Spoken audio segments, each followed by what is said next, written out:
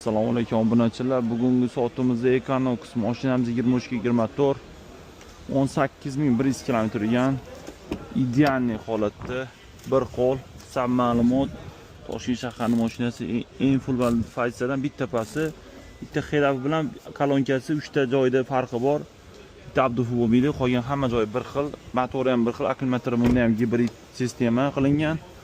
Ideal holatda chiqyapti. Narxi ham shikolat narxda obunachilar ulgurib qolinglar. Zo'r narxda qo'yamiz, xudo xolasa 23-24 18000 km turgan.